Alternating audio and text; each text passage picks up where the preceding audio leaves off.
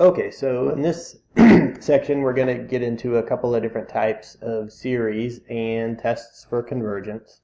The first test is the integral test, and so what we have here, I remember we talked about with sequences, we could do a little bit of analysis if we knew that there was a function that matched a sequence, and it's a very similar idea here that we have some function is positive, continuous, and decreasing for x values greater than or equal to 1. And what we also have is that our nth value of the sequence would be equal to the function value at n. So in other words, these sequence values, these points, fall on the function f of x. And so what's interesting is that if we have all of these values true, we compute the integral, the sum will do the exact same thing. So these both converge or diverge. So we just really have to look at the integral to get to understand what the series does. So as an example, right, the nth value of this sequence in this series would be n over n squared plus 1. And we could match a function, f of x, x over x squared plus 1, and we can verify, if we take a look at the first derivative, right, we can verify this function is decreasing when x is greater than or equal to 1. And you can see that the denominator is always positive, right? And so we can then just look at the numerator, negative x squared plus 1. So long as x is greater than or equal to 1, this numerator is going to be negative, right? And if the derivative is negative, then the function is decreasing. Okay, so we have the appropriate conditions.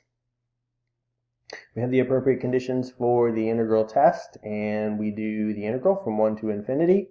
And that's just a matter of performing, thinking back to past examples, and we're going to find the antiderivative.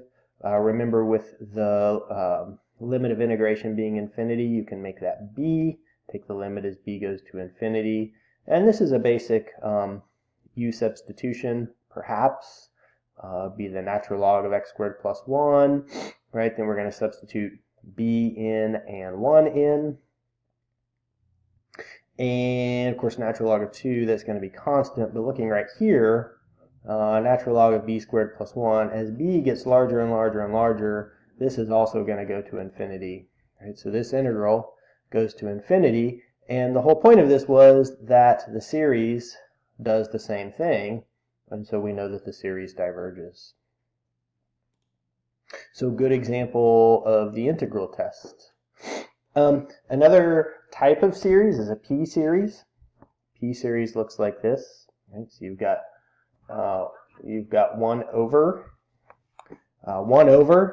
some number where the power is going to increase, starting with 1, going to 2, 3, so on and so forth. If P is, I'm sorry, I think I said that backwards. This number n right here. So we have the natural numbers 1 to a power, 2 to a power, 3 to a power. I think I said that backwards, but in the case where that power is 1, then we get a series that looks like this, and that's called a harmonic series. Okay, so pretty straightforward here. If we have a p-series, this converges when p is greater than 1, and it diverges when p is in between 0 and 1. So that's pretty straightforward.